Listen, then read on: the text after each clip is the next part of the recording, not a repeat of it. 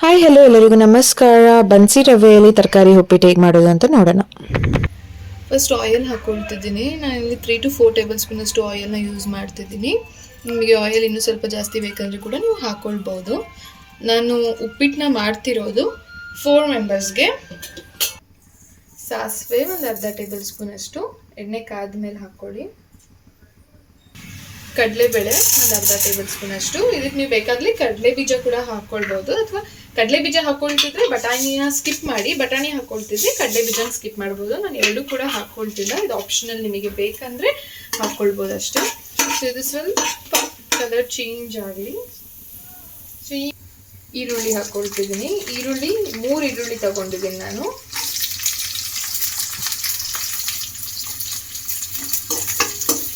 ಸ್ವಲ್ಪ ಟ್ರಾನ್ಸ್ಪರೆಂಟ್ ಆಗೋವರೆಗೂ ಹಾಕ್ಕೊಳ್ಳಿ ಇದನ್ನ.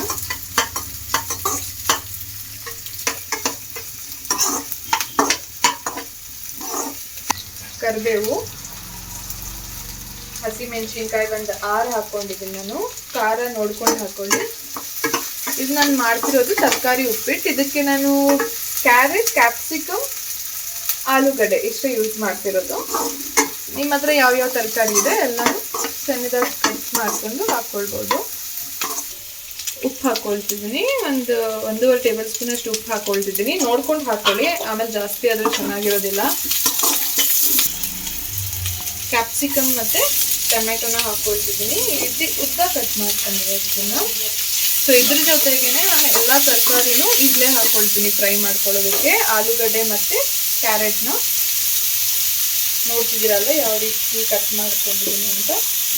ಇದನ್ನು ಮಾತ್ರ ಸಣ್ಣದಾಗಿ ಕಟ್ ಮಾಡ್ಕೊಂಡಿದ್ದೀನಿ. ನಿಮಗೆ ಡಿಸೈನ್ ಬೇಕು ಅಂದರೆ ನೀವು ಉದ್ದುದ ಕೂಡ ಕಟ್ ಮಾಡ್ಕೊಂಡು ಹಾಕ್ಕೊಳ್ಬೋದು.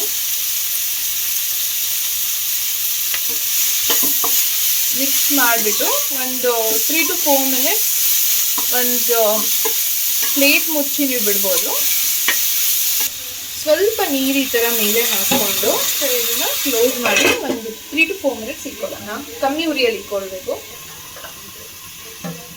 ವಾಟರ್ ನಾನು ಆಲ್ರೆಡಿ ಬಾಯ್ಲ್ ಮಾಡ್ಕೊಂಡಿದ್ದೀನಿ. ಬಿಸಿ ನೀರನ್ನ ಹಾಕ್ಕೊಳ್ತಿರೋದು.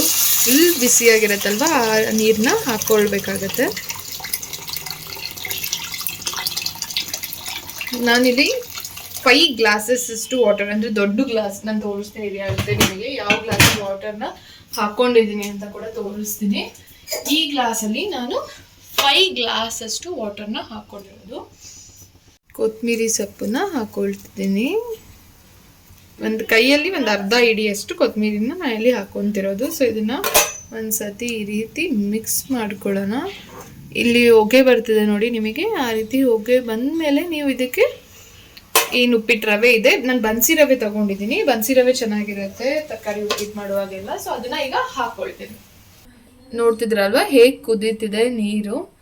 ಈ ಟೈಮಲ್ಲಿ ನೀವು ಉಪ್ಪು ಏನಾದರೂ ಕಮ್ಮಿ ಆಗಿದೆ ಅಂದರೆ ಈಗಲೇ ನೀವು ಉಪ್ಪನ್ನ ನೋಡಿಕೊಂಡು ಟೇಸ್ಟ್ ಹಾಕ್ಕೊಳ್ಬೋದು. ಈ ರೀತಿ ನೀವು ರವೆನ ಹಾಕ್ಕೊಳ್ತಾ ಹೋಗಬೇಕು. ನಾನು ರವೆ ಆಲ್ರೆಡಿ ಹುರ್ಕೊಂಡಿದ್ದೀನಿ. ಕಮ್ಮಿ ಉರಿಯಲ್ಲಿ ಹುರ್ಕೊಳ್ಬೇಕಾಗತ್ತೆ ರವೆನ.